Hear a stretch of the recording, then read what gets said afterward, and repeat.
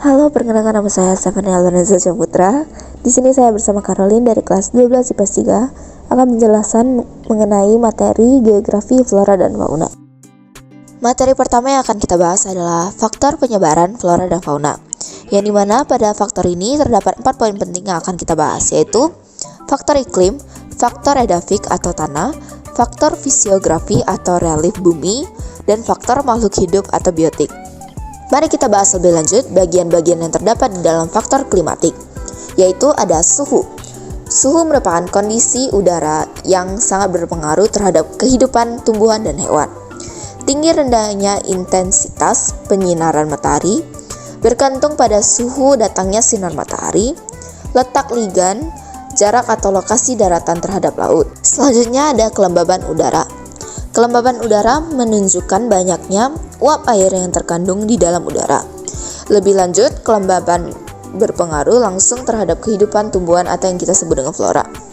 Selanjutnya ada angin. Angin adalah udara yang bergerak dan berpengaruh terhadap keberlangsungan hidup dunia tumbuhan. Dan yang terakhir, ada curah hujan. Air yang berasal dari curah hujan merupakan kebutuhan vital bagi kehidupan manusia.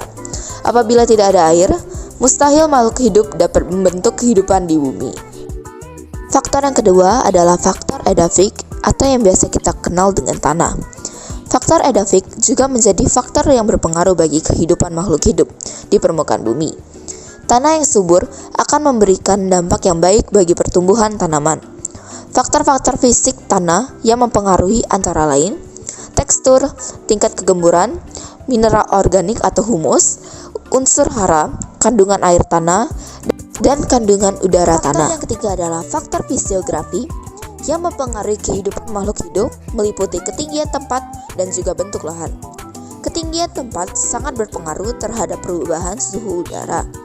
Proses terjadinya perbedaan suhu di suatu tempat ke tempat yang lainnya mengakibatkan corak tumbuhan di wilayah tertentu sesuai ketinggian tempatnya. Faktor yang keempat adalah faktor biotik. Faktor yang berpengaruh paling dominan terhadap tatanan kehidupan makhluk hidup di permukaan bumi. Melalui faktor ini, manusia bisa membudidayakan beberapa jenis tumbuhan dan binatang di luar habitatnya. Selain manusia, faktor biotik juga dipengaruhi oleh tumbuhan. Dalam hal ini, tumbuhan yang lebih besar merupakan tempat perlindungan bagi tumbuhan yang lebih kecil. Materi yang kedua adalah persebaran flora dan fauna, yang dimana pada materi ini kita akan membahas dua hal, yaitu bioma dan persebaran fauna di dunia. Bioma adalah kelompok tumbuhan atau hewan yang menetap di lokasi geografis tertentu.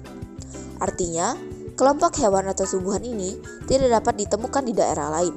Vegetasi bioma dipengaruhi oleh iklim, intensitas cahaya, curah hujan, dan letak geografis.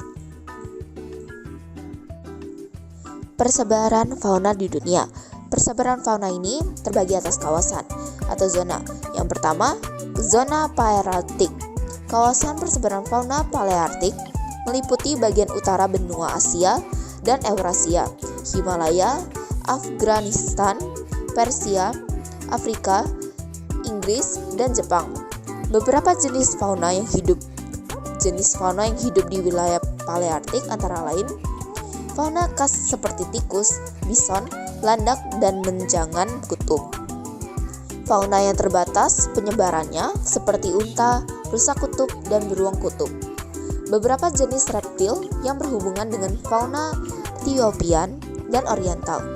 Fauna endemik yang hanya terdapat di daerah Cina, yaitu beruang panda.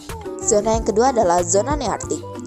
Zona ini meliputi daerah Holoarktik, yaitu meliputi seluruh Amerika Utara, dataran tinggi Meksiko, dan Greenland.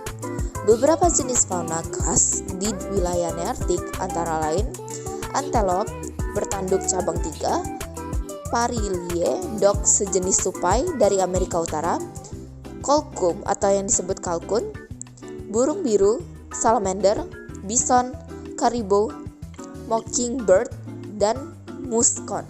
Tiga adalah zona neotropikal.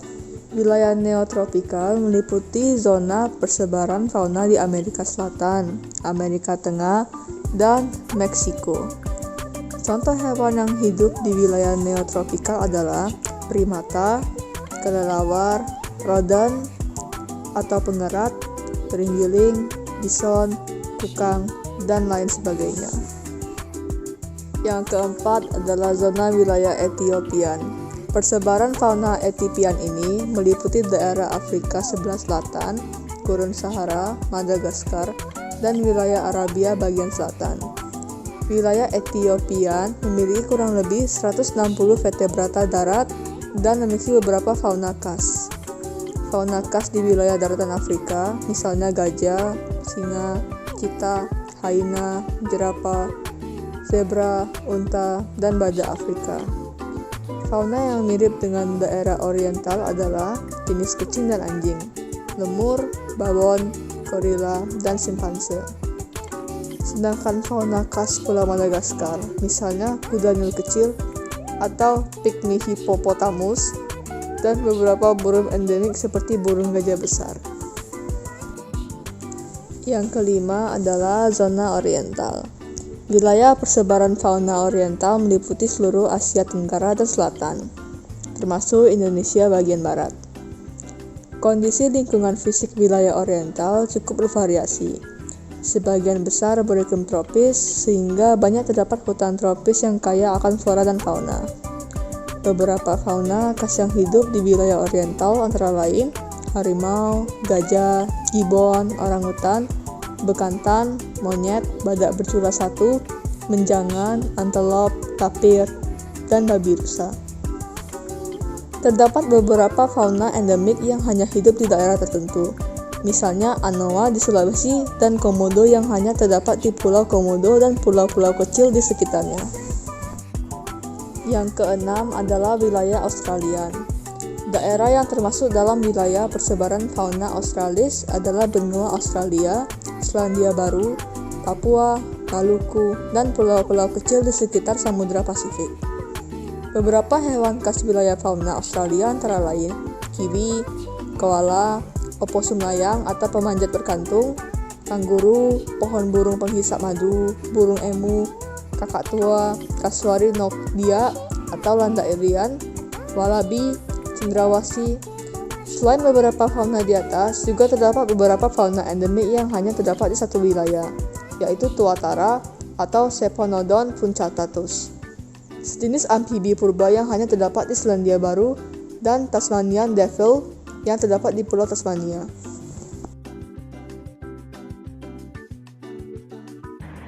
Sekian penjelasan dari kami. Terima kasih.